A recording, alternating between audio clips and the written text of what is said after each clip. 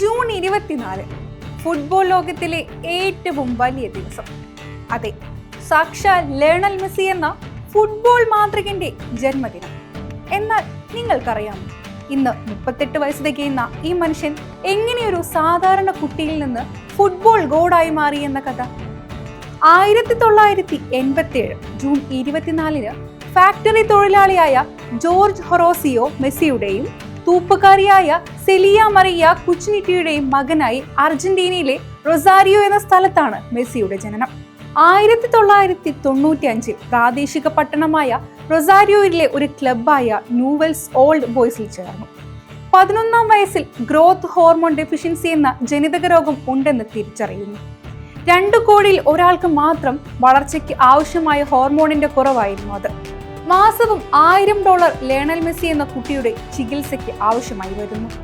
ആ കാലഘട്ടത്തിൽ അർജന്റീന കടുത്ത സാമ്പത്തിക പ്രതിസന്ധി നേരിടുന്ന സമയവുമാണ്. അയാളുടെ അച്ഛന്റെ വരുമാനം ഒന്നിനും തികയുന്നുണ്ടായിരുന്നില്ല. പ്രായം ചെറുതാണ്, പക്ഷേ ആ കുട്ടിയുടെ ദൃഢനിശ്ചയവും ഉറച്ച മനസ്സും അവനെ ശക്തമാക്കിയിരുന്നു. അർജന്റീനയിലെ ഒരു പ്രമുഖ ക്ലബായ റിവർ പ്ലേറ്റിന് മെസ്സിയുടെ കഴിവിൽ വിശ്വാസമുണ്ടായിരുന്നു. എങ്കിലും മാസം തോറും $1000 ചെലവാക്കിക്കൊണ്ട് അദ്ദേഹത്തെ ചികിത്സിക്കാൻ അവർക്ക് കഴിയുമായിരുന്നില്ല. പിന്നീട് നടന്നത് ഒരു വഴിത്തിരിവ് തന്നെയായിരുന്നു. ജോസഫ് ഡെർമിരിയ മിഞ്ചിയെല്ല എന്ന സ്പോർട്സ് ഏജന്റ് ബാർസയുടെ ടെക്നിക്കൽ ഡയറക്ടർ കാർലസ് റൊഷാക്കിനോട് മെസ്സിയുടെ കാര്യം അവതരിപ്പിക്കുമ്പോൾ അവന് പ്രായം 13 ഉണ്ടായിരുന്നുള്ളൂ. മെസ്സിയുടെ കളി നിരീക്ഷിച്ചതിനു ശേഷം ബാർസലോണ അദ്ദേഹവുമായി കരാറിലേർപ്പെട്ടു. അദ്ദേഹം സ്പെയിനിലേക്ക് മാറി താമസിക്കുകയാണെങ്കിൽ ചികിത്സയ്ക്കുള്ള പണം ക്ലബ്ബ് ഏറ്റെടുത്തുകൊള്ളാമെന്ന് അവർ പറഞ്ഞു. ഇതനുസരിച്ച് അദ്ദേഹത്തിന്റെ കുടുംബം യൂറോപ്പിലേക്ക് മാറി താമസിക്കുകയും അദ്ദേഹം ക്ലബിന്റെ യൂത്ത് ടീമിൽ കളിച്ച് തുടങ്ങുകയും ചെയ്തിരുന്നു. മറഡോണയുടെ പിൻഗാമി എന്ന നിലയിലാണ് അവൻ അറിയപ്പെടാൻ തുടങ്ങിയത്. അദ്ദേഹത്തിന്റെ കഴിവ് ബാർസലോണ വളരെ വേഗം തിരിച്ചറിഞ്ഞിരുന്നു. ബാർസലോണ ക്ലബ്ബ് അദ്ദേഹത്തിന്റെ ഉയരക്കുറവിന് ചികിത്സ നിർദ്ദേശിച്ചു. അതിനാൽ റൊസാരിയോ എന്ന സ്ഥലത്തെ ക്ലബ്ബായ ന്യൂവെൽസ് ഓൾഡ് ബോയ്സ് ടീമിൽ നിന്നും അദ്ദേഹം വിട്ടുപോരുകയും കുടുംബത്തോടൊപ്പം യൂറോപ്പിൽ സ്ഥിരതാമസമാക്കുകയും ചെയ്തു. 2004-2005 സീസണിൽ അദ്ദേഹം ആദ്യ കളി കളിച്ചു. ആദ്യ മത്സരത്തിൽ തന്നെ അദ്ദേഹം ഗോളും നേടി. അതിന് ക്ലബിനായി ഗോൾ നേടുന്ന ഏറ്റവും പ്രായം കുറഞ്ഞ കളിക്കാരൻ എന്ന റെക്കോർഡ് അദ്ദേഹം സ്വന്തമാക്കി. അദ്ദേഹത്തിന്റെ ആദ്യ സീസണിൽ തന്നെ ബാർസലോണ ലാ ലീഗ കപ്പും നേടിയിരുന്നു. 2006-2007 സീസണിലാണ് അദ്ദേഹം മികച്ച പ്രകടനം കാഴ്ചവെച്ചത്. എൽ ക്ലാസിക്കോ മത്സരത്തിൽ ഒരു ഹാട്രിക് നേടിയതടക്കം 26 മത്സരങ്ങളിൽ നിന്നായി 14 ഗോളുകളും 2008-2009 സീസണിൽ 38 ഗോളുകളും അദ്ദേഹം നേടി. ആ സീസണിൽ ബാർസലോണ 3 കിരീടങ്ങൾ നേടിയപ്പോൾ ടീമിന്റെ പ്രധാന ആയുധം മെസ്സി ആയിരുന്നു. 2009-2010 സീസണിൽ അദ്ദേഹം എല്ലാ മത്സരങ്ങളിലുമായി 47 ഗോളുകൾ നേടുകയും ബാർസലോണയ്ക്കായി ഒരു സീസണിൽ ഏറ്റവും കൂടുതൽ ഗോളുകൾ നേടുകയെന്ന ബഹുമതിയും റൊണാൾഡോയ്ക്കൊപ്പം പങ്കിടുകയും ചെയ്തു. 2005 ഫിഫ വേൾഡ് യൂത്ത് ചാമ്പ്യൻഷിപ്പിൽ മെസ്സി ആയിരുന്നു ഏറ്റവും കൂടുതൽ ഗോളുകൾ നേടിയത്. ഫൈനലിൽ നേടിയ 2 ഗോളുകളടക്കം ആകെ 6 ഗോളുകളാണ് ആ ചാമ്പ്യൻഷിപ്പിൽ അദ്ദേഹത്തിന്റെ സമ്പാദ്യം. അതിനുശേഷം അദ്ദേഹം അർജന്റീന ടീമിലെ സ്ഥിരം അംഗമായി. ഫിഫ ലോകകപ്പിൽ കളിക്കുന്ന ഏറ്റവും പ്രായം കുറഞ്ഞ അർജന്റീനക്കാരനായി അദ്ദേഹം മാറി.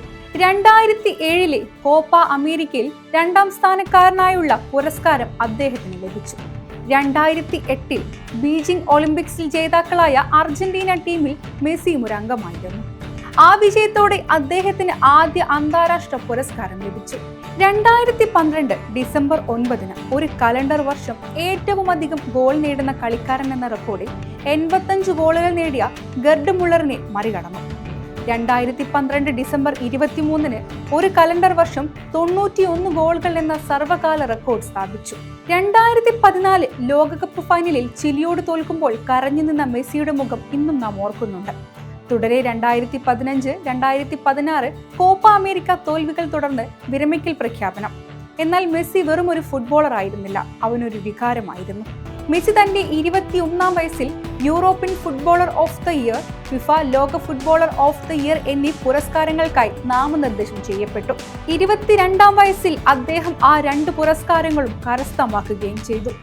2021 ലഭിച്ച 7ാമത് ബാലൻ ഡിയോർ ഈ ബഹുമതി 7 തവണ നേടുന്ന ആദ്യ കളിക്കാരനായി. 2009, 2010, 2011, 2012 വർഷങ്ങളിലായി തുടരെ 4-ാം തവണയാണ് ഈ നേട്ടം കരസ്ഥമാക്കിയത്.